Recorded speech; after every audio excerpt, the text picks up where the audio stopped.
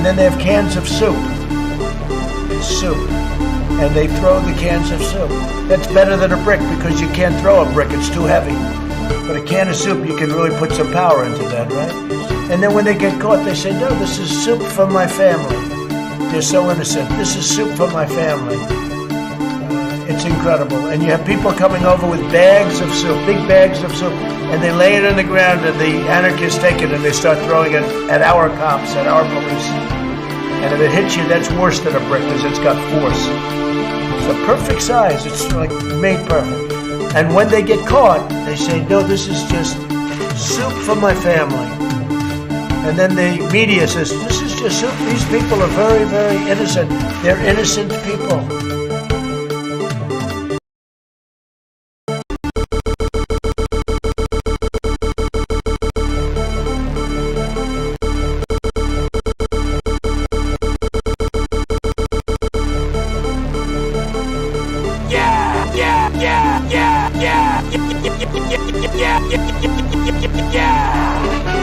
I don't know who created Pokemon Go, but I'm trying to figure out how we get them to have Pokemon go to the polls.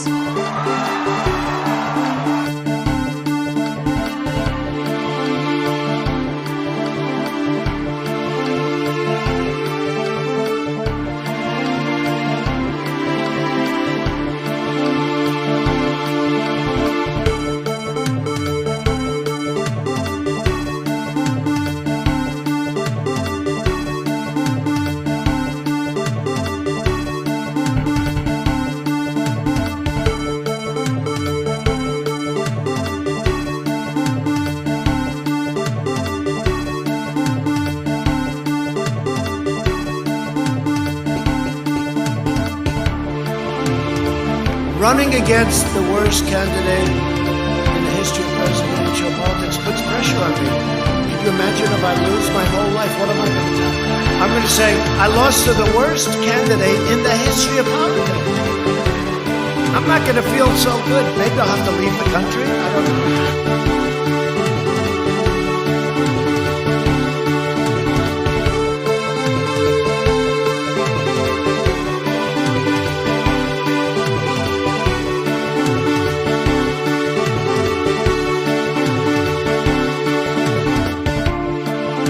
Isn't it wonderful to allow protesting?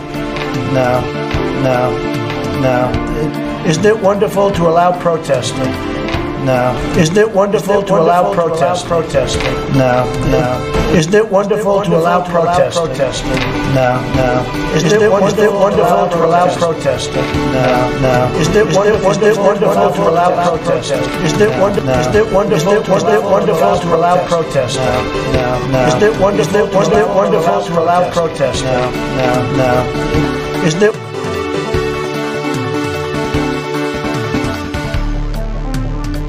Well, you have to understand, the first time I ever heard of Black Lives Matter, they were chanting pigs in a blanket, talking about police. Pigs, talking about our police.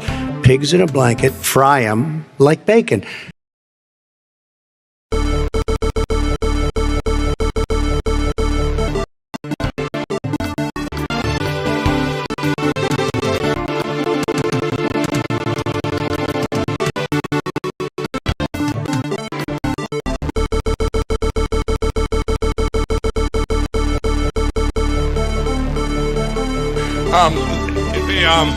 But it's a class action lawsuit against all machines. That was a shit fuck, cringe tour, etc., etc. It's not that they don't want to help. They don't know quite what to do. Play the radio. Make sure the television, make sure you have the record player on at night, the phone. Make sure the kids hear words.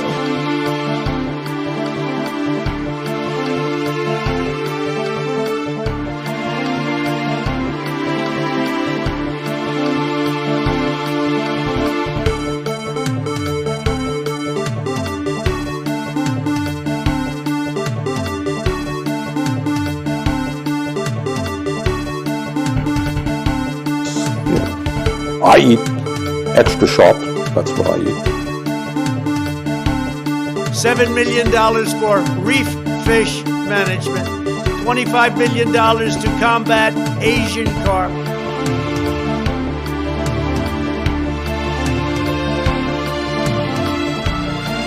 I went in yesterday and there was a television screen, and I said, this is genius.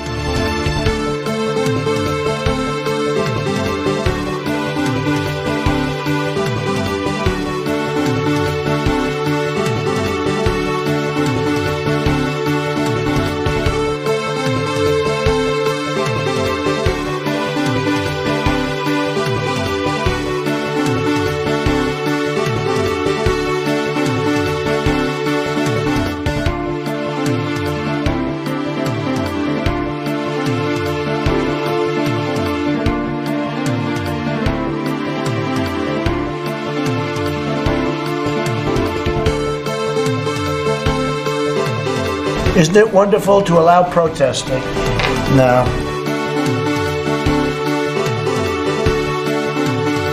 It's like, oh, Abel's your guy, eh, God? How about if I take him out in the field and beat him to death?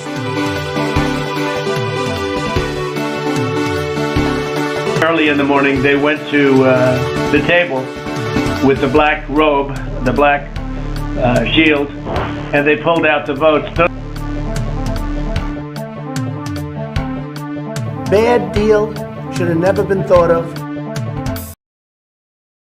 Hello, users, and welcome to another episodic in-stylution of the show formerly known as the Goddamn, and now currently known as the Goddamn Damn.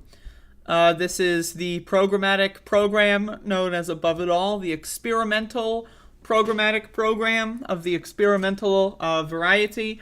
And so once again joining you from my high chair, in my kitchen wooden chair that's creaky. Can you hear the creaking? Is that audible? I don't know if that's audible. But welcome to the show, everybody. Hopefully everyone's having a great morning. I'm having a decent morning. It's a morning. I am in mourning today on this morning. But anyway, we got a show. We're doing a program here today. This is a little tilted. This is a little crooked. Doing a program here today. I've got a program lined up for everyone here. Gotta get comfortable. You may notice I'm wearing the same clothing as yesterday. Don't worry about that. I'm planning on taking a shower when this stream is over and changing my clothing. But that's not important right now. That's not why you joined the show. You didn't join the show to hear about why I'm wearing the same clothes 2 days in a row. That was not an intended thing to learn. But, you know, we're learning it nonetheless. Here we have a cup, mostly of soy. This is distilled soy and some caffeinated water, aka covfefe. I'm just consuming that. It's being consumed live on stream. And so, there you go.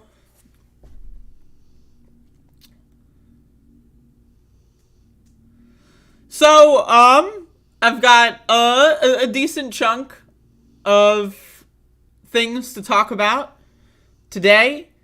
I don't know quite where to begin, but, I'm going to begin today by talking about things on today's program. I've got some things here to discuss. So first, I'd like to take this opportunity. Hold the phone.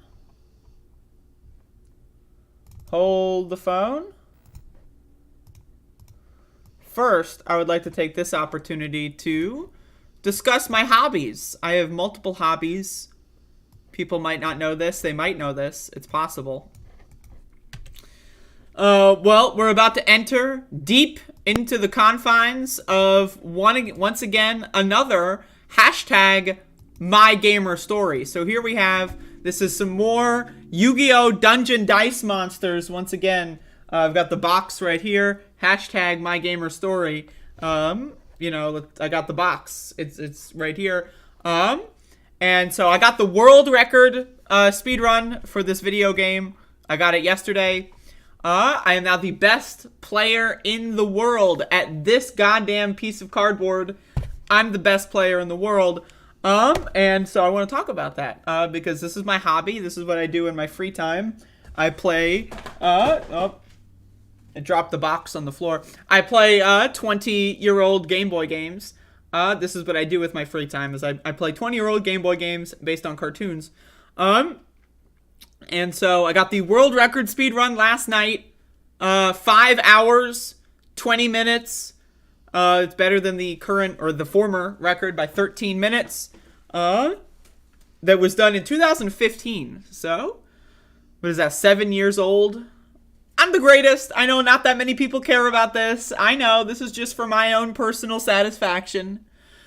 But over the course of the last week, I decided to whip out the GameCube that has the Game Boy player.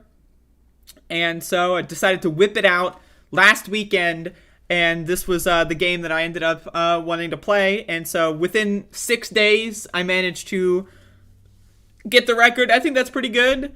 I think that's not bad. You know, I might play some other games as well. But, you know, I think that's a pretty decent accomplishment. You know, but Dungeon Dice Monsters is one of my favorite Yu-Gi-Oh games. This is probably my second favorite, with the first being Forbidden Memories, of course. Does the game have Orgoth or Relentless? Yes, it does. Yes, it does. But yeah, this game is very fun to run. Obviously, you know, it's kind of like once you get the strategy, like you hit the skill cap in this game, right? Once you understand how to play the game, and once you like know all like the muscle memory of like how to move things around, the game just becomes just grinding the luck factor, you know, because it's all about rolling the dice and all that stuff. So, you know, it's not too much of an accomplishment per se to get the record in this game, considering it is mostly just luck. That being said, I'm still the best player in the world, and so that needs to be acknowledged. And do you owe your victory to stealing that Game Shark all those years ago? Yes, I do. Go watch the previous episode of #MyGamerStory, and you'll hear me talking about when I was in kindergarten. Or I don't think it was kindergarten. It was like first, maybe second grade or something like that. I stole another child's Game Shark to get cheat codes. Actually, this may have been third or fourth grade. I don't know. I have no idea. To get cheat codes so that I could unlock the best dice, because I didn't know how to beat this game. It was too hard for me as a kid. And now, I don't need cheat codes. So one thing that also should be understood is if we fast forward to the end here, we'll see that in fact, I've got to come clean, because I wasn't actually the one playing this world record run.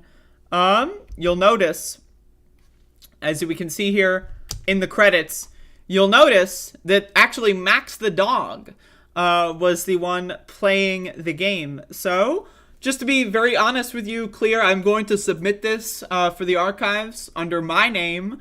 But I'm just letting everyone know I was actually not playing the game. It was Max the dog who was actually doing this run. Where is Max the dog? Maxie! Max! Maxie! Come here, Maxie! I'm going to get him over here. Maxie! He is looking at me. Max! Max! Max! He's looking at me. He's not coming over. We are not going to get a live interview with Max the dog, unfortunately. Nope, he's put his head back on the pillow. He is not leaving the bed.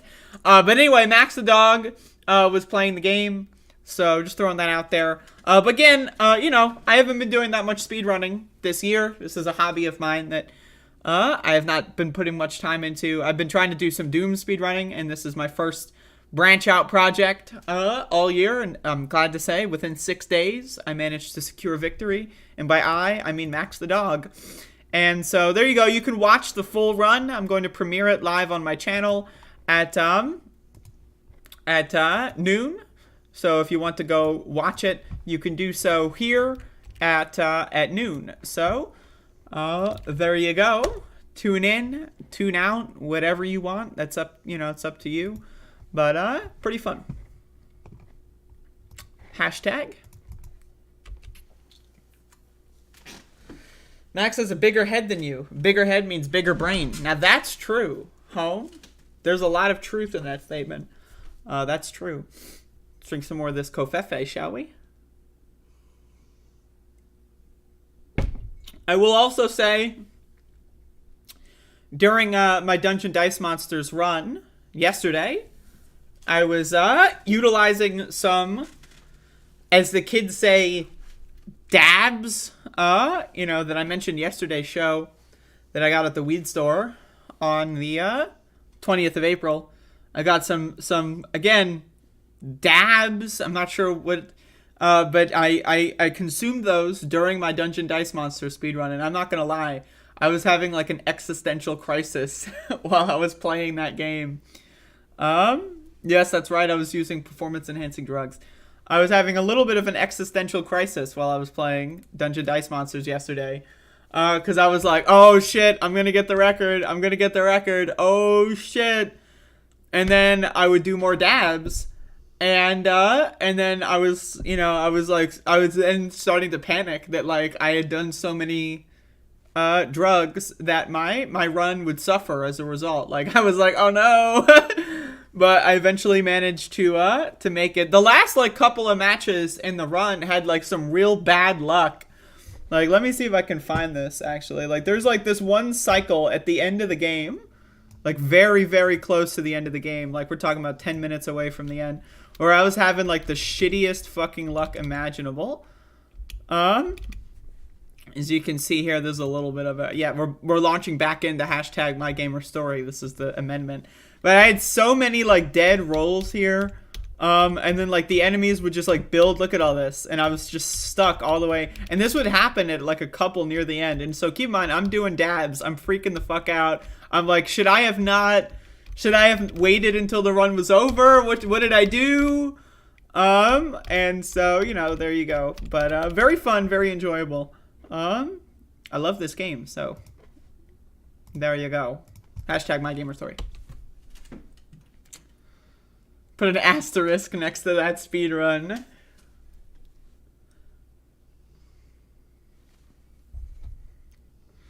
When I disabled the cheats, yep.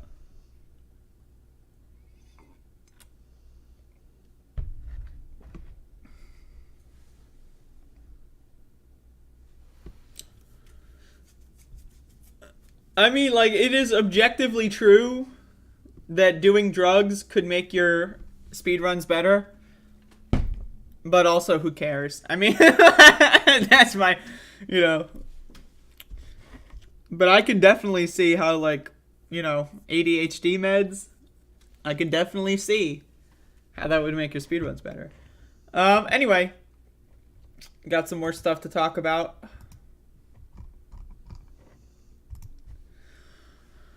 Oh my goodness. Oh my goodness gracious. All right. This is a great article. New York Times. Quote, I've had it with this guy. GOP leaders privately blasted Orange Man after Jan 6. This is a new report, came out yesterday, and so it's pretty cool. In the days after the January 6th attack on the Capitol building, the two top Republicans in Congress, Kevin McCarthy and Mitch McConnell, told associates they believe President Trump, aka the Orange Man, was responsible for inciting the deadly riot and vowed to drive him from politics. Yeah, how's that been going, by the way? Mitch McConnell just a couple weeks ago said, yeah, I'd vote for Trump if he was the nominee. Mr. McCarthy went so far as saying he would push Mr. Trump, aka the Orange Man, to resign immediately. Quote, I've had it with this guy, he told a group of the Republican leaders, according to an audio recording of the conversation obtained by the New York Times. All right, let's play the audio recording. Let's go. Yeah. Liz, you on the phone? Yeah, I'm here. Thanks, Kevin. I guess there's a question. When we were talking about the 25th Amendment resolution, yeah. And you asked if what happens if it gets there after he's gone. Is there any chance? Are you hearing that he might resign? Is there any reason to think that might happen? I've had some few discussions. My gut tells me no. I'm seriously thinking of having that conversation with him tonight. I haven't talked to him in a couple days. From what I know of him, I mean, you guys all know him too. Do you think he'd ever back away? But what I think I'm going to do is I'm going to call him. This is what I think. No, it'll pass the House. I think there's a chance it'll pass the Senate even when he's gone. And I think there's a lot of different ramifications for that. Now, I haven't had a discussion with the Dems that if he did resign, would it not happen? Now, this is one personal fear I have. I do not want to get into any conversations about Pence party or anything like that. I mean, the only discussion I would have with him is that I think this will pass, and it would be my recommendation we should resign. I mean, that would be my take, but I don't think he would take it, but I don't know. So, Kevin McCarthy, saying that Trump should resign, apparently called him on the night of January 10th to tell him to resign. That's crazy. That's crazy. That is crazy. But within weeks, both men backed off of an all-out fight with Mr. Orange Man because they feared retribution from him and his political movement. Their drive to act faded fast as it became clear it would mean difficult votes that would put them at odds with most of their colleagues. I didn't get to be leader by voting with 5 people in the conference, Mr. McConnell said. The Senate Republican leader told a friend. The confidential expressions of outrage from Mr. McCarthy and Mr. McConnell, which have not previously been reported, illustrate the immense gulf between what Republican leaders say privately about Mr. Orange Man and their public deference to a man who holds whose hold of the party has gone virtually unchallenged for half of a decade. Now, again, this is the important part. Like I said this when Mitch McConnell announced that he would endorse Donald Trump if he was the nominee. These motherfuckers have no spine. These motherfuckers are losers. You need to understand that. Right? Like, they know that they're evil. They're aware that they're evil. They're aware that what they say, they don't mean. That's why hypocrisy shaming Republicans is such a wasted idea. It's such a waste of time because they know that they're lying. They know they're saying ridiculous shit. They know that no one believes what they're saying is real, except they say it's all an act to gain power. That's all it is. They're actors. They're parts of a play. And their goal is to gain power. And they know that the Orange Man has control of the party. So obviously they know that the Orange Man's a piece of dog shit. They know he's a scumbag, rapist, pedophile loser. They're aware of that. But they also know, unfortunately, that the way the real world works is that you can gain a lot of power by sniffing up to the great almighty kings and whatever of the party, aka in this instance, the Orange Man. Right? They're losers. They're garbage. You know, they're garbage. Mr. McCarthy did not immediately respond to a request for comment after the Times published the audio clip Thursday night. No one embodies the stark accommodation to Mr. Trump more than Mr. McCarthy, a 57-year-old Californian who has long had his sights on becoming the Speaker of the House. In public, after January 6, Mr. McCarthy issued a careful rebuke of Mr. Trump, aka the Orange Man, saying that he bears responsibility for the mob that tried to stop Congress from officially certifying the president's loss. But he declined to condemn him in sterner language. In private, Mr. McCarthy went much further. On a phone call with several other top House Republicans on January 8th, Mr. McCarthy said Mr. Trump's conduct on Jan 6 had been atrocious and totally wrong. He faulted the president for inciting people to attack the Capitol, saying that Mr. Trump's remarks at a rally on the National Mall that day were not right by any shape or form. During that conversation, Mr. McCarthy inquired about the mechanism for invoking the 25th Amendment, the process whereby the vice president and members of the cabinet can remove a president from office. Now, once again, we know that this has already been documented, several members of the cabinet, Steve Mnuchin, Mike Pompeo, they were talking to each other about the 25th Amendment and eventually realized that there's no way Like, again, Betsy DeVos resigned. There's a couple other people from the administration as well that resigned in the days after January 6th. So there was talk of the 25th Amendment, but it wouldn't happen unless Pence is on board. It wouldn't happen unless, like, a couple other loyalists are on board, right? And Pence, even though Donald Trump and his supporters tried to kill him, he still would not support the 25th Amendment, even though his boss literally tried to have him executed. Like, literally almost had him executed. He's still such a goddamn cuck, and he was still sucking Trump's dick all the way to the end. And unfortunately, for the country, we're here where we are, right? They did not act when they would have needed to have the maximum impact, and they're losers. Mike Pence is a loser.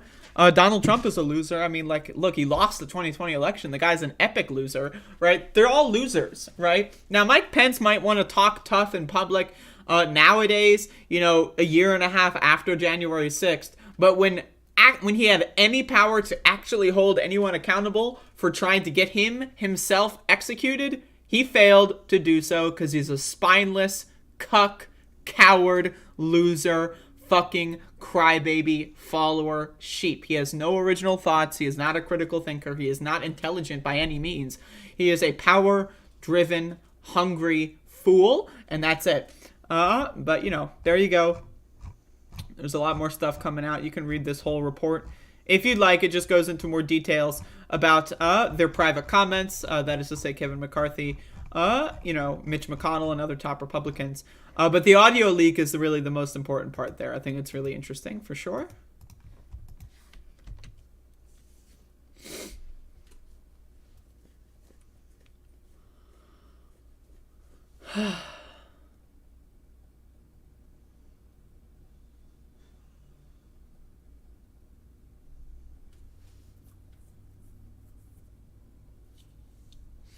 Y'all, I have some news here.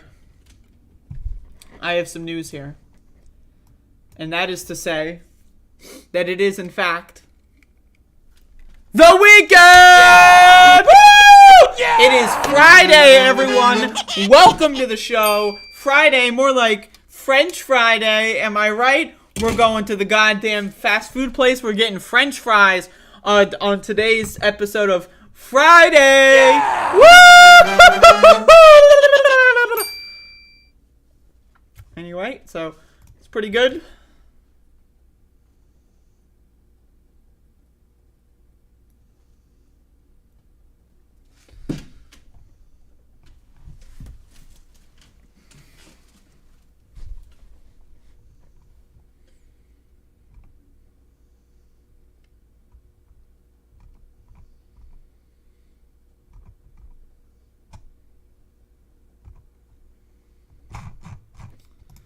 All right, so we got a show lined up for today.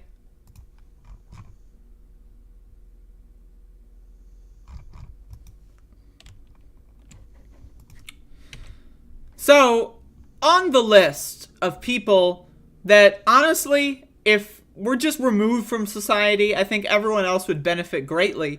On that list, we have Howard Schultz, the ex-CEO or something, or like he is the CEO, or I don't know, like he's something, of Starbucks. I guess he's still the CEO, is again trying to do a lot of this union busting stuff. He's freaking the fuck out. I think there's like 20 plus Starbucks stores that have unionized across this country over the last year or two. And so Howard Schultz, in this leaked video from More Perfect Union, is posting cringe once again.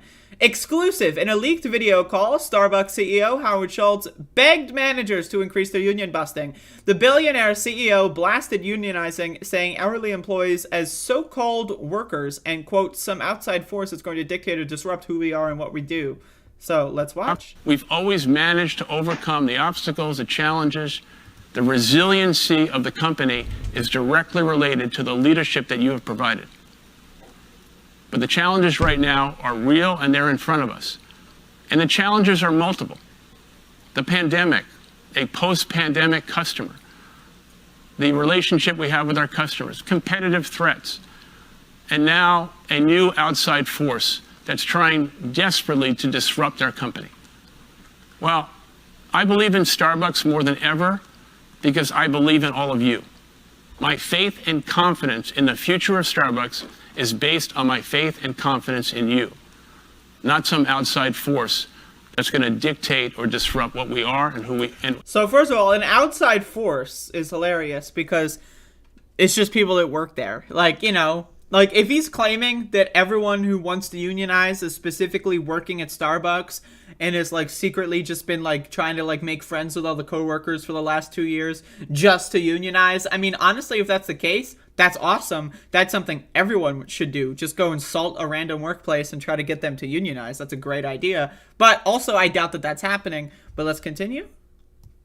One of the responsibilities in this changing world that we have right now of a store manager, of a district manager, of an RDO, is to really understand who the people in our stores are, to talk to them specifically about the role and responsibility that we have as a company to them and their families, and to encourage them to really understand what it might mean to vote for a union.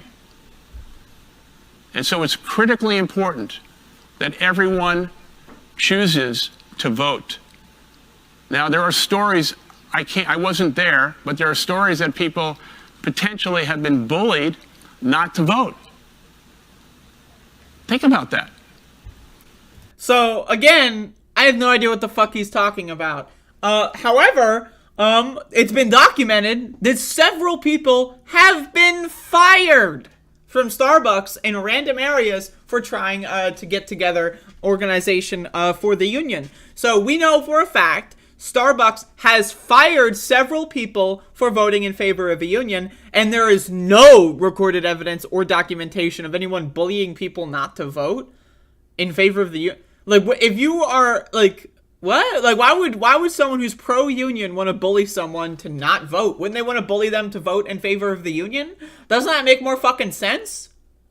Right? When you say don't vote to someone, like, what that means is that you think that if people don't vote, right, then it kind of like is a way to endorse the status quo, right? Whatever's more likely to win, right, if we just get people away from the process, whatever's more likely to happen is going to be how it goes, right? So in this flipped up, upside down world where Howard Schultz is envisioning, I guess, manufacturing in his mind, writing a fan fiction, like, the union drive is so overwhelmingly popular that the real, like, I guess, like, the real heroes, like the underdogs, are the anti-union voters, and they're getting bullied away from the polls. And, like, and if that's the case, if unions are that popular, I mean, you're kind of not gonna, like, if that's the case, which honestly it might seem like that might be the case at this point, but then you're fighting a losing war. Like, if unions are that popular, where they feel the need to bully people away from voting altogether instead of trying to get people to vote in favor of the union, then there's a lot more wrong, and Howard Schultz he doesn't have any chance to win this battle. Roseanne Williams, Starbucks president for North America, joined Schultz for the call. She told managers it is your number one responsibility to persuade store employees to vote no. All of us are watching social media and all the stories that are coming out and the tweets that are coming out and the stories that I know personally. I have been in those stores with those partners. I have not seen some of the stories that people are saying are truths. Please do your role as a store manager. Make sure your partners get balanced information about what's going on, especially in this role of us union busting all over the country. I was in Buffalo for 4 months with our proud partners in Buffalo. I saw day to day what those partners did to run the very best stores they could, all the culture and their love in the community and their coffee. Proud Starbucks partners. There was no union busting going on there. We're just trying to make sure. So once again, now obviously there's a vested interest, right, for them to say that there's no union busting, right? Because that would be, in a lot of ways, illegal. Like, you can try to, like, be anti-union, but union busting, for whatever reason, they decide, like, the laws are really bad in this country when it comes to unionization, right? So, like, almost everything is legal, but yet somehow these companies like Amazon as well and Starbucks are taking illegal ways to go about union busting. Like, again, firing people. I don't think this was in Buffalo. This may have been in another store. Firing people that are trying to lead the organizational efforts to unionize, right? This idea that, and also, once again, the National Labor Relations Board itself is involved in lawsuits with Starbucks over union busting. So I guess it's their position that they haven't union busted, right? So if that's their position in a lawsuit, then obviously that's what they're going to say in public and in private to shareholders and on video, right? If they went against that and acknowledged that there was union busting, then they wouldn't be able to win their case, right? So obviously they have a very important responsibility to their shareholders and to capital itself to maintain this fan fiction and narrative. For that every single partner has a right to have their voice heard. So please, partners, don't believe everything you see in social media. For those of you that have reached out, it's heartbreaking. It's heartbreaking for me to see and hear how some partners are talking about the company that I love. It's heartbreaking to hear those that don't know who we are say things that I know not to be true. Again, this is like a fucking billionaire CEO and all of his millionaire president and manager friends getting into a room saying it's heartbreaking that our employees want to have a raise after we've not given them anything for the last fucking 10, 20 years. Right? It's just it's embarrassing. It's cringe. It's cringe. But you can read more in this little write-up that they have here if you'd like. And I will link all that in the materials when I post a clip of a version of this.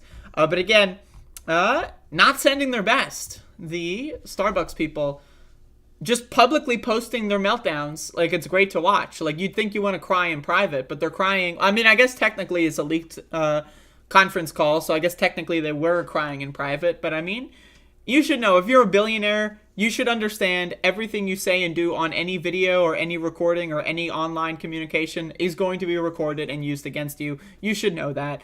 Let's be honest, that they didn't know that this was going to be leaked and then they're too dumb to live. But anyway, once again, I support unions 100%. And I'm 100% in anti-support of corporations like Starbucks, which again employ slave labor across the globe, by the way. So they're literally slave owners. But, that's a whole different conversation, I'm sure. But anyway, fuck them. Hashtag fuck them. Can I get a fuck them in chat? Thank you.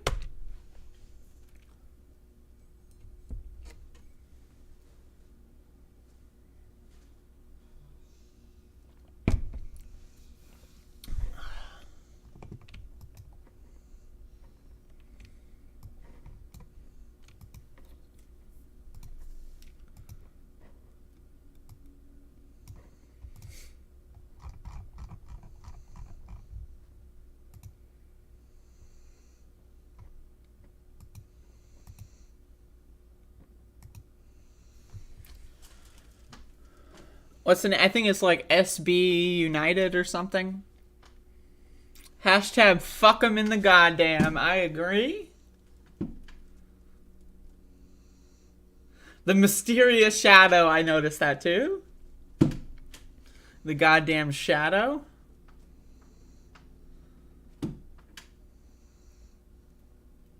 It's like that goddamn episode of Courage the Cowardly Dog, where that rich dude dies and his shadow becomes a character. Damn, that's a good app. I gotta watch Courage the Cowardly Dog on shrooms. I have yet to do so. Maybe I'll do that today. Who knows? Alright, y'all. So I got one more thing I want to talk about, and it might take a while, so bear with me. Strap in, buckle up. Also, I would like to announce that tomorrow I will not be doing a show. I know I typically do a show 7 days a week. Tomorrow, I will not be doing a show. I want to take a personal day and do some other things. So, I apologize if people really enjoy the Saturday shows. I apologize. What I'm going to try to do is post a bunch of the clips in the backlog that I have yet been posting because I've been playing too much Dungeon Dice Monsters tomorrow. So if you missed anything, you'll have that chance.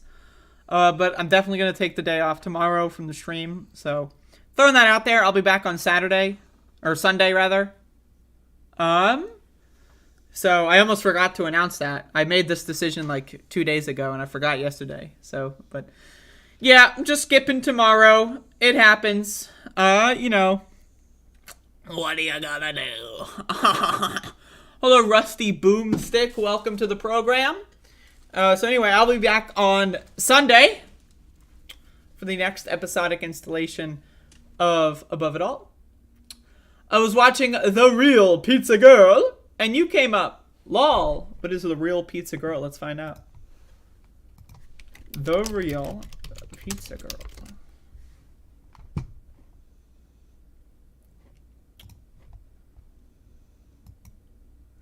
1.39K subscribers. Last upload 3 weeks ago. Very nice.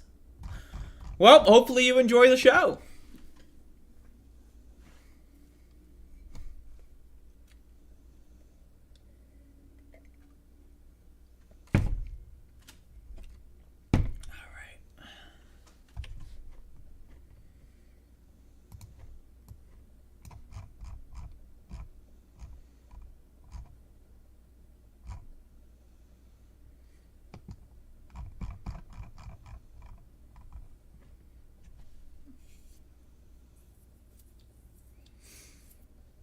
Gotta get Real Pizza Girl on the show.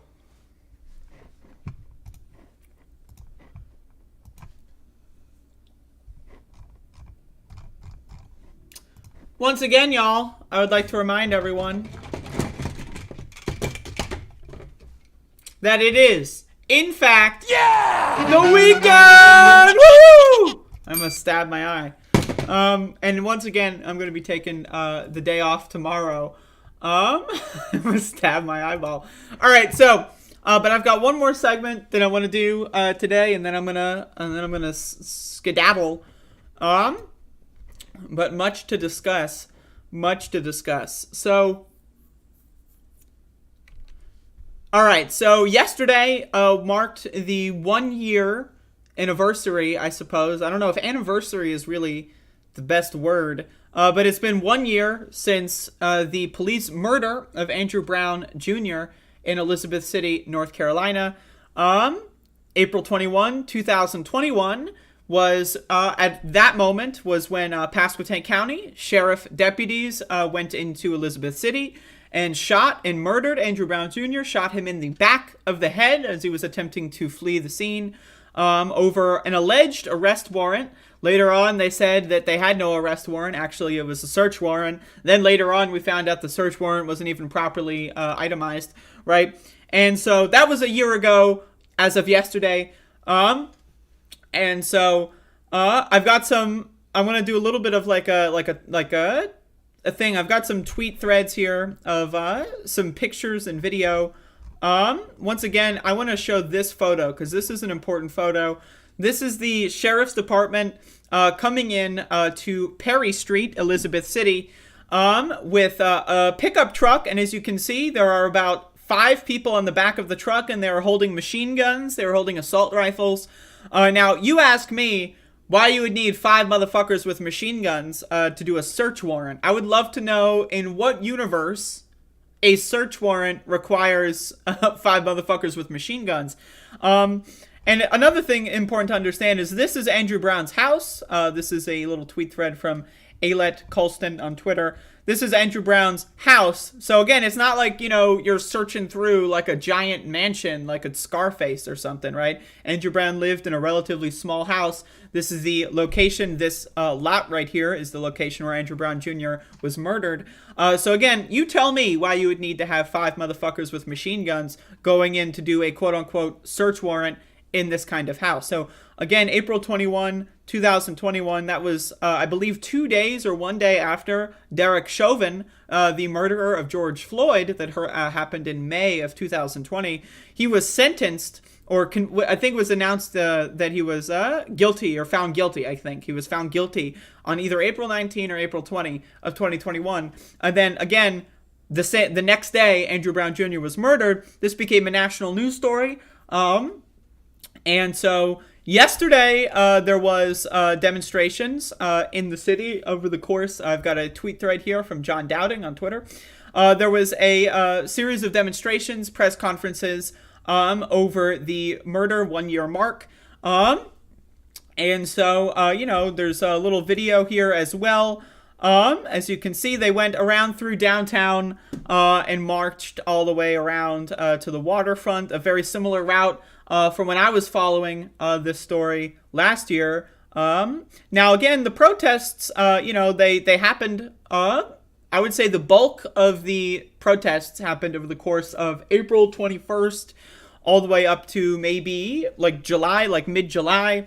At that point, the protests, ended up being a couple of people, myself included, all the way up until January, when, needless to say, I don't live in Elizabeth City anymore. But anyway, so it's good to see that for the 1 year anniversary of this, that there's a lot of people coming out. But I also want to show some stuff from April 21st, 2021.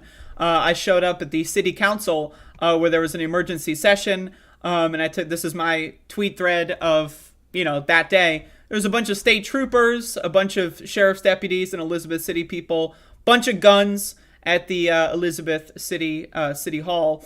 I have some videos as well from this as well. And now, as you can see, this is from the day of. There was crowds of hundreds and hundreds of people. A lot of people did a lot of various things, clogged up a lot of roads. As you can see, this is people doing a die-in, which is, simulating you being shot dead in the middle of the street en masse as a way to occupy traffic. As you can see, there's some other videos here. This is when the CVS actually boarded this up. I remember when we were, because, I was around this area when I went downtown.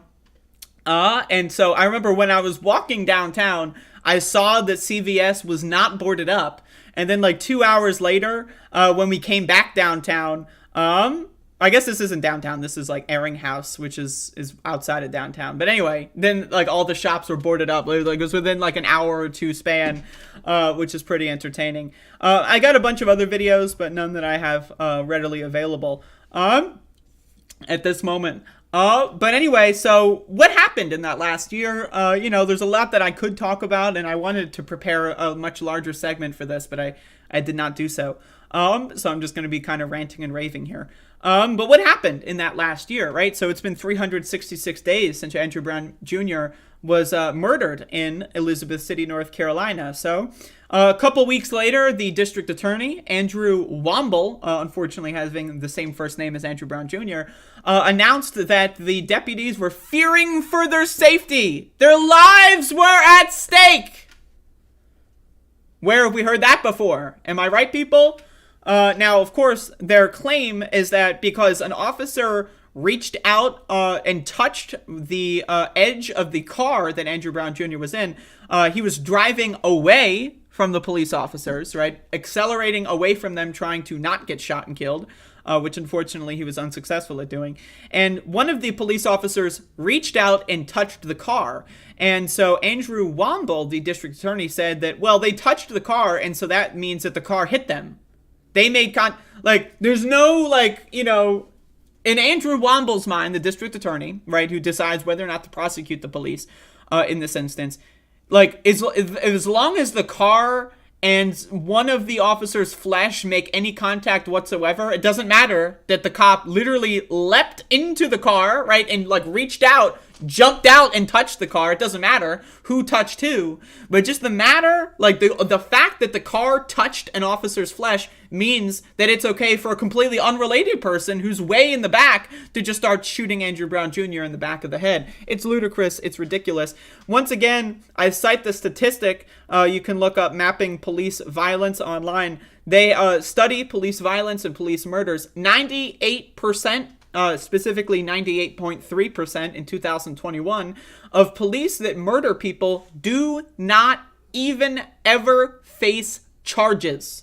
So not only are they apparently so-called justified in their actions, right? But they never actually go to court and have a jury find them to be innocent or find that their shooting is justified. If you were so sure that what you did was right, noble, moral, and justified, shooting someone in the back of the head as they were running away, wouldn't you at least, for the sake of optics, want to go to trial and be found innocent, be found exonerated? But they don't do that because they know that they would lose in a lot of these instances, and they have the power because the state controls, the district attorney controls how they prosecute criminal charges. They have the power to just cover it up and not even deal with it. And so basically, for the last year in Elizabeth City, it's been a constant struggle for the citizens to create a so-called citizen advisory board. To my understanding, the Citizen Advisory Board was announced to have been successfully formed earlier this month, marking the 12-month anniversary, or 12 months later.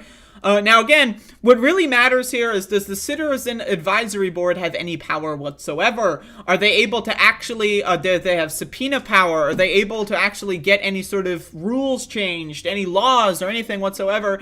The answer to all these questions is, of course, no. What it does is it provides just a pathway of communication, right? Just a way for, the citizens in this board to talk to the police. But we have already had those channels open. Fun fact, the sheriff of Pasquotank County, his name is Tommy Wooten II.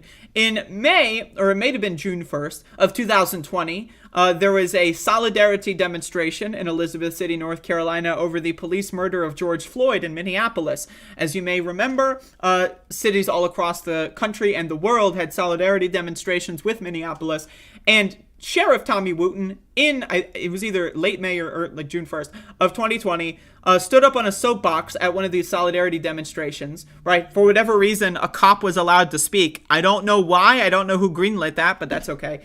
It's not okay, but whatever.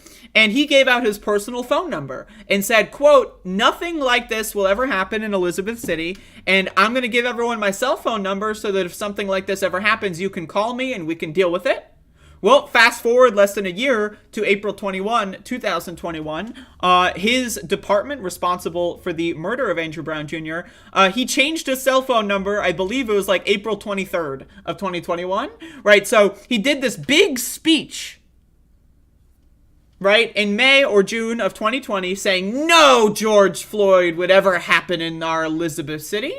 Less than a year later, of course, something like that exactly did happen, and he went back on his word immediately. It took him, actually, I think it was 130 days after the shooting of Andrew Brown Jr., it took him around 120 or 30 days for him to even speak to anyone about it. To even speak to any person about it at all, other than media, other than, politicians, right? Other than his favorite white racist church going people that he would go to, right? He took over 3 months, closer to 4 months, to even talk to anyone outside of his bubble and sphere. Now, of course, I filmed that interaction, and so you can look that up if you'd like. But anyway, it took him that long, and when that interaction happened, it was so long after the initial situation that he was just saying, "Oh, just let the process." He didn't answer any questions. Just let the process play out. I can't answer anything, but I really want to answer stuff. I really want to, but I can't because the process, we're in this and that, and all these laws and rules and regulations.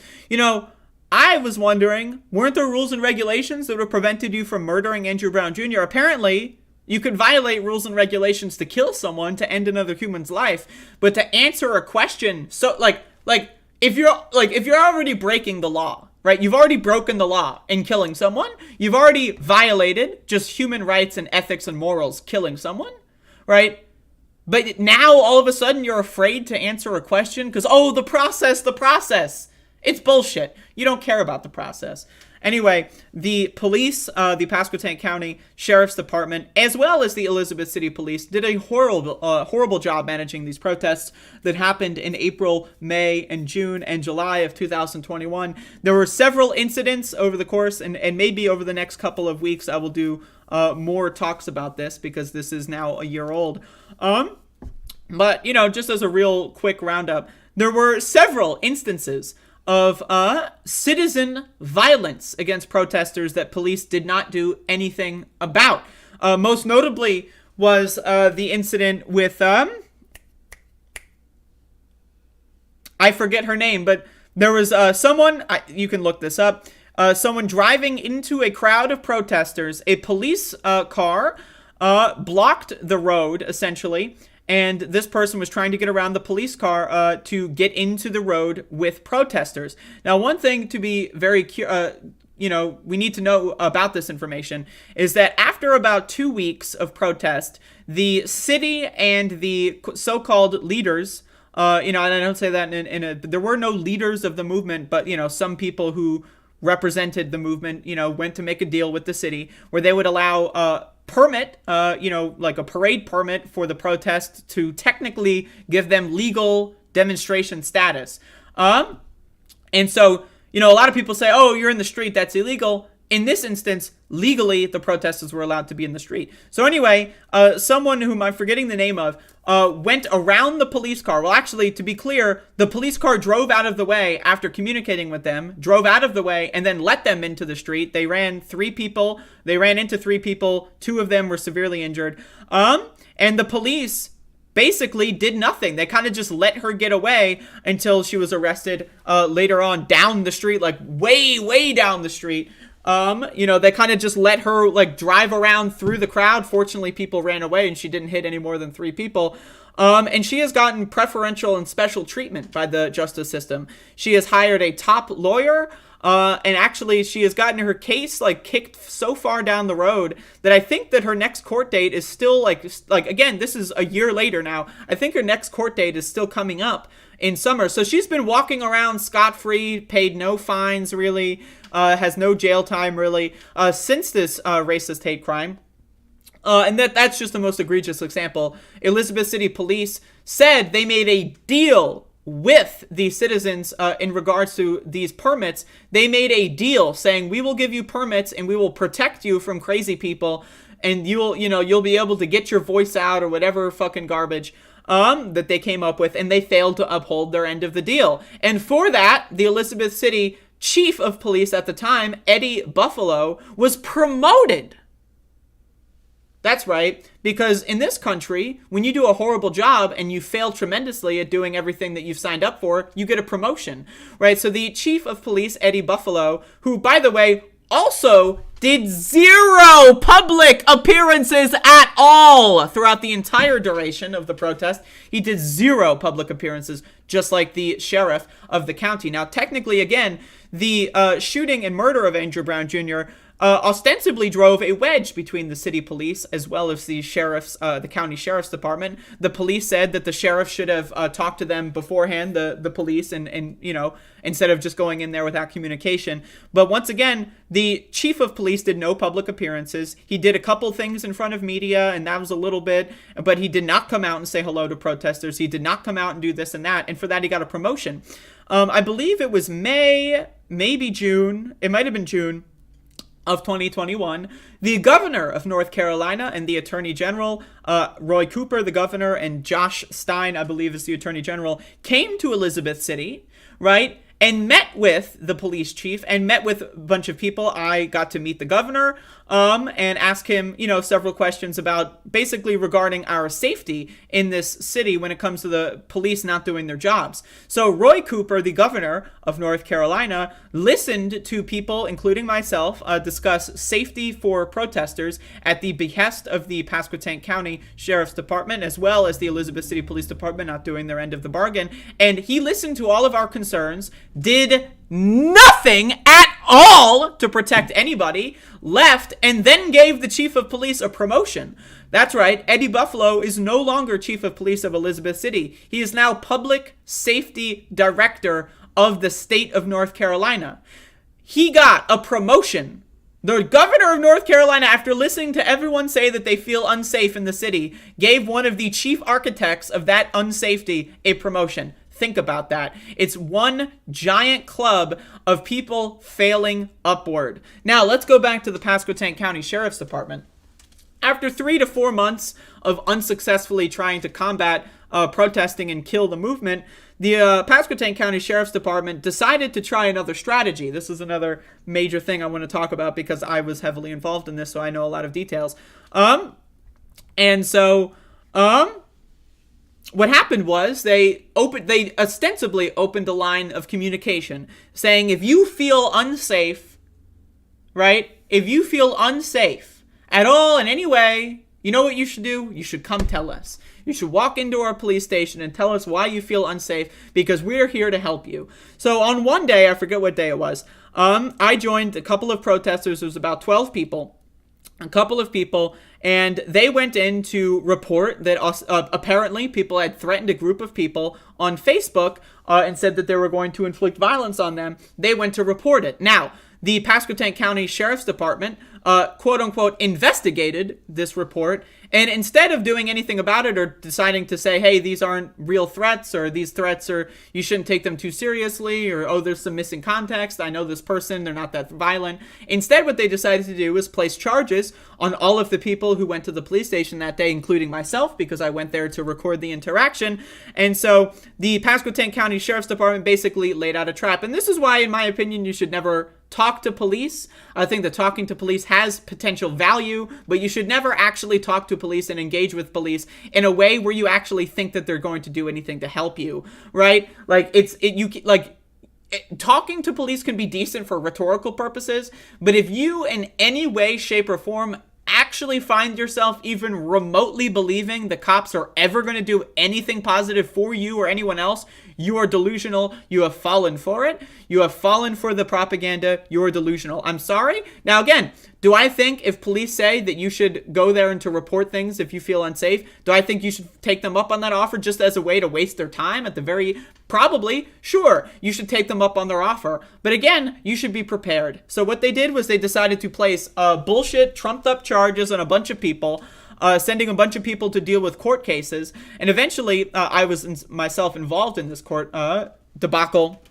It was going through back and forth the court. They arrested several dozen protesters as well, but they could not arrest me. I just want to say I was running the fuck away from these cops for the several weeks. They were personally very upset with my involvement. They did not like the fact that I recorded everything that they did, and they could not find a way to arrest me because I would keep running away from them. So they eventually got their opportunity to, send me to court. So what happened was, not only did they charge people for filing a police report, what they did was they published everyone's address in a Facebook post. Now, the Facebook page, the Pasquotank County Facebook page, is mostly followed by right-wing psychopaths, right? You know, right-wingers love cops. So basically, the Pasquotank County heard reports of people feeling unsafe. They decided to report to the cops, that, hey, we feel unsafe. They decided to send all of those people's addresses to the very people that were making them feel unsafe, right? So that's crazy. That's Looney Tunes. I had people come to my house. I had people, several times, honking their horns and saying a bunch of racial slurs in front of my house. I don't know if they knew that I was a white person, but, all kinds of stuff. And so it was baffling. It was bizarre that the police, again, in response to people feeling unsafe, would make them less safe. Can you believe that shit? But anyway, the court case is really funny because they basically did nothing. It was just a waste of time. All they having spending $0 can send you to court several times, kick the can down the road. Eventually, they showed up to court. They subpoenaed people from Facebook, like some random commenters from Facebook, to testify on behalf of the state. They didn't even show up. The people they subpoenaed did not even show up, and so they failed the case. Even the judge was making fun of the police department, saying that they had no idea what they were doing. And when a right-wing psychopath judge is making fun of you, whoops. Right? So, once again, there's a lot to talk about from the protests. Again, riot police beating the shit out of journalists, out of press, people that, were, again, working with news agencies were being arrested. USA Today journalists were being arrested and hauled around in fucking, vans and buses. It was insane. I will probably talk about this a lot more over the next coming weeks, given the fact that it has been a year since a lot of these events happened. But again, these are some of my videos that I took. And you can see some of the, where is it? You can see this is a demonstration from yesterday as well. And so people are, still doing demonstrations. It has been going on, and this is a big news story for me. and as well as I think everyone that watches my show or has watched my show over the last year has probably heard about the story, but if not, then there you go. But again, I need to let everyone know that, like, yes, like, protesting is good and valuable, but also the police will always try to satiate you in whatever way possible without giving up any power. And that's what they've been doing, is they've been saying, oh, we'll give you a citizen advisory panel, we'll do this and that and other things. And the real question is, do you have power? If something like this happens again, if Andrew Brown Jr., if a situation like that happens again, another unarmed black person is shot in the back of the head and murdered, is the citizen advisory panel going to be able to do anything? I hope so. I really genuinely hope so. But to be honest with you, I am fearful that nothing really tangible has been, presented. And this is a problem all across the country. You see this in cities all across the country. There's police shootings and police murders and, people getting killed and very seriously injured by police all across the country, and there's very little success stories. The conviction of Derek Chauvin is one of the only success stories that people can hang their hats on. And even then, what's going on in Minneapolis, look at what happened with Amir Locke, right? The mayor of Minneapolis, after the murder of George Floyd, made a bunch of compromises. We'll reform the police a little bit and all this, no more no-knock warrants. We got a panel, a board. And then, look, they did a no-knock warrant, even though it was apparently not allowed. They killed and murdered someone named Amir Locke. And 2 years later, nothing has changed in Minneapolis, right? So if George Floyd and what happened after George Floyd couldn't change anything, right? Like, can something like what's happening in small cities like Elizabeth City, can that really change anything? Who knows? But does that mean you should give up? Absolutely not. In my opinion, right?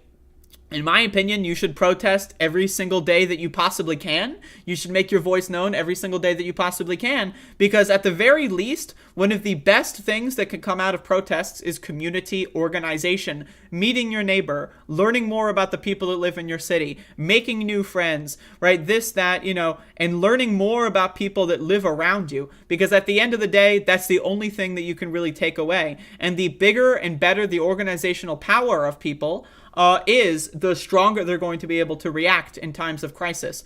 1 year ago, if you look at 1 year ago from like one of these videos, almost like, there's a lot of people that know each other and, stuff like that. But a lot of people, having been there throughout the whole time, did not know each other. A lot of people in the first week of the protests, a lot of people would like walk up to you and say, hi, how long have you been here? And meet people, you make new friends, that kind of stuff. And so you look at what happened 1 year ago, a lot of people acting in solidarity without knowing each other, or maybe vaguely knowing each other, remembering each other from school, etc., to people walking in solidarity a year later, probably knowing everyone else in the crowd. And that is the biggest takeaway from these experiences, is that people, again, you make friends, you build organizational power, and eventually, hopefully eventually, that can translate into actual reform of these corrupt institutions. And that's why I will always recommend protesting. If there's ever anything to protest, even if you don't think that there's going to be any actual change from your protest in the politics, right? The fact that you can go and meet like-minded people that care about the same thing that you do, that is an invaluable experience. And in my opinion, it is something that, I recommend everyone to do. And, there you go. That's 1 year. I'll probably talk about this a lot more over the next few weeks as well. But definitely one of the biggest things that I've done in my life when it comes to experiences. So I have a lot to say.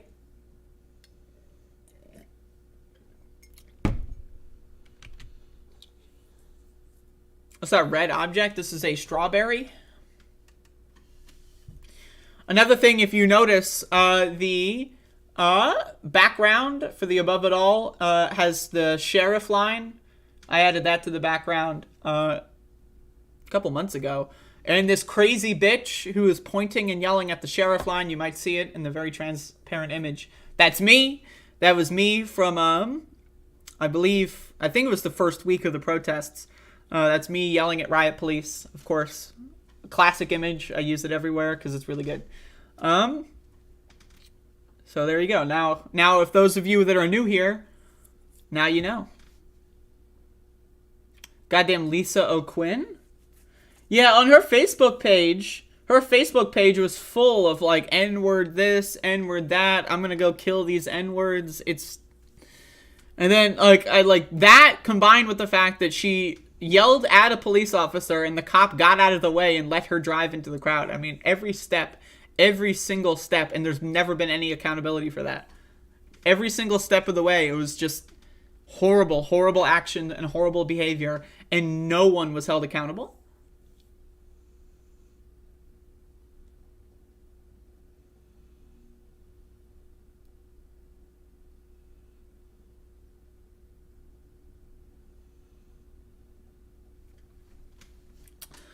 But yeah, that's pretty much my stream for today. So thank you all for watching. I do appreciate that. I have a lot to say. And so thank you for listening to me say it.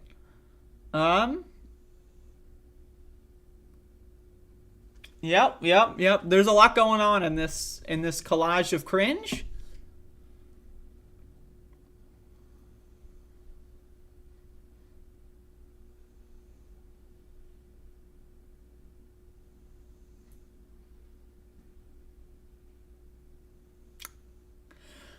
Y'all, I got news.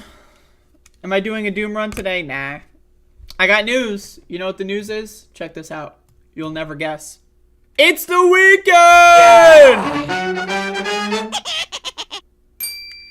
That's right, Friday. Once again, I'm taking tomorrow off. I want to take tomorrow off. I don't need to explain myself. If I want to take tomorrow off, guess what, motherfucker? What are you, my boss? If I want to take tomorrow off, I'm going to take tomorrow off. Elizabeth City has about 18,000 residents. Damn right I'm lazy. I got some other things that I want to do. What can I say?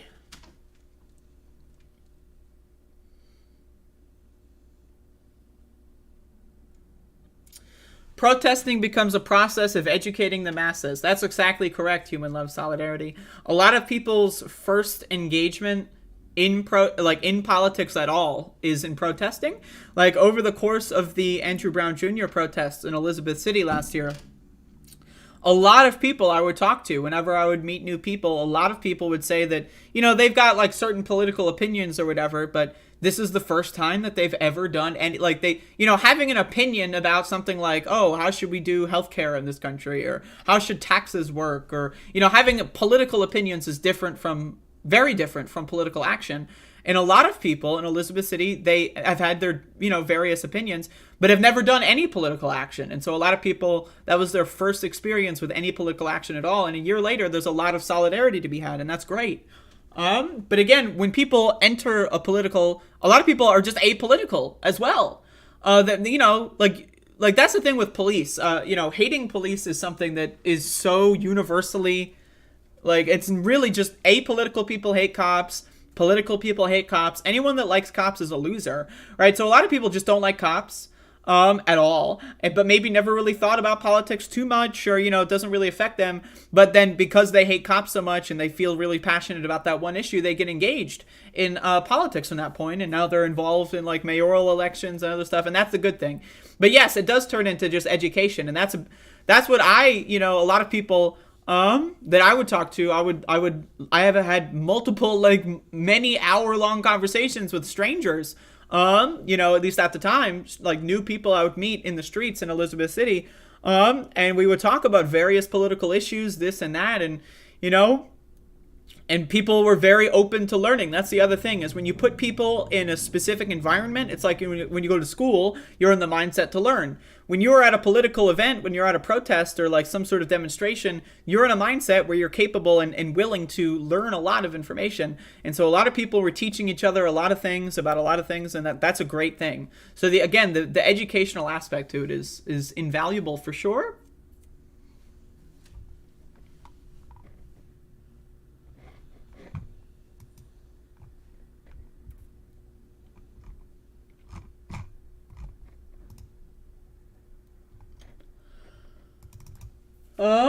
But yeah, that's the show.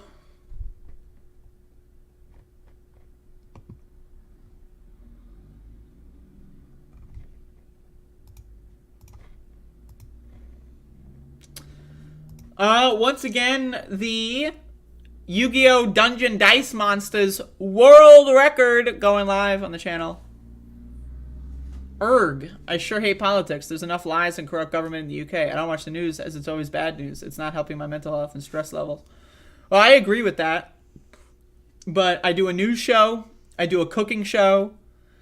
I've got more shows coming. I do video games on my channel. So if you don't like this program, there's many other programs for you to watch. So, there you go. But yeah, fuck cops. All my homies hate cops. There's maybe I'll release the tape. I didn't release it at the time because I didn't want to deal with legal action. But there's a tape of me at the Elizabeth City Police Department yelling at a line of police that are guarding the building. I was yelling at them for about 20 minutes. I was just like roasting them brutally. You know, because I'm a white person, right? So I exercise my white privilege in the way that I like to yell at cops. You know, black people, if they try to yell at cops, they might be killed. Me being, just a little white girl, I'm able to yell at cops and they don't take me seriously. But one of them actually ended up crying and went inside the building and had someone replace her because she was very, very upset with what I was saying about her and to her. And so, that's one of my prideful moments. I made a cop cry. Now maybe I didn't make her cry. Maybe it was just she was so overwhelmed with everything that had happened. But, I was roasting the shit out of her, and she ended up crying and went inside. So one of my favorite memories. I personally don't view cops as human in any way other than as a rhetorical strategy against them. I think cops are subhuman. I think cops have traded in their humanity for fascism. I think all cops are bastards. I think every cop is a disgusting person. And so I do not care even slightly about any cop's feelings at all. And making cops uncomfortable, making cops cry, making them feel bad, to me is a net positive. I hope that the cop whom I made cry, I hope that they retired. I hope that they quit. I hope that they went to sleep that night crying in their pillow. I hope that they feel like they've wasted every moment of their life, because that's what they should be. They should quit the goddamn force, and they should spend the rest of their life actively engaging in struggles against that force's corrupt power. That's my opinion. That's my opinion. It's all good to make cops cry. And so maybe I'll release that footage though, because I didn't release it at the time because I was already dealing with legal stuff, and the cops were already targeting me pretty heavily. The cops would frequently do drive-bys by my house, and they would frequently follow me home and do all this stuff. And so, at the time I was like, do I really want to publicize that I was yelling at cops for 20 minutes? But maybe now I'll do it, because I don't live in Elizabeth City anymore. So what are you gonna do, bitch? Anyway, that's the show.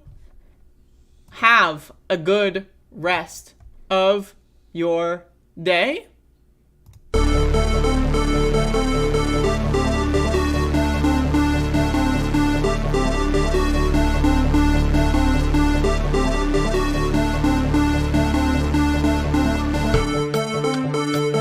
Well, you have to understand, the first time I ever heard of Black Lives Matter, they were chanting, "Pigs in a blanket," talking about police. Pigs, talking about our police. Pigs in a blanket, fry them like bacon.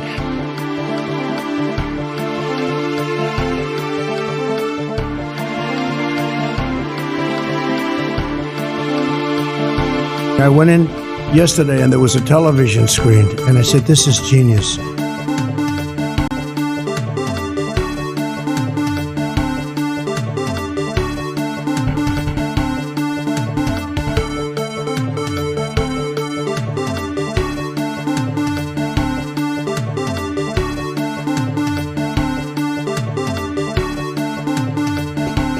Isn't it wonderful to allow protesting?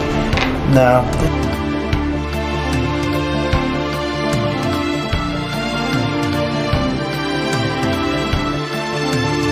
And then they have cans of soup. And they throw the cans of soup. That's better than a brick, because you can't throw a brick, it's too heavy. But a can of soup, you can really put some power into that, right? And then when they get caught, they say, no, this is soup for my family. They're so innocent. This is soup for my family. It's incredible. And you have people coming over with bags of soup, big bags of soup, and they lay it on the ground, and the anarchists take it and they start throwing it at our cops, at our police. And if it hits you, that's worse than a brick because it's got force. It's the perfect size. It's like made perfect. And when they get caught, they say, no, this is just soup for my family. And then the media says, this is just soup. These people are very, very... Isn't it wonderful to allow protesting? No.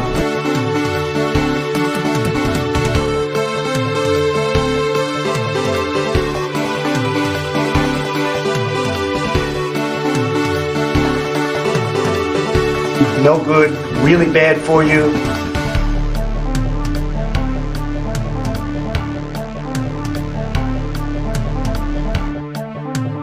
Isn't it wonderful to allow protesting? No.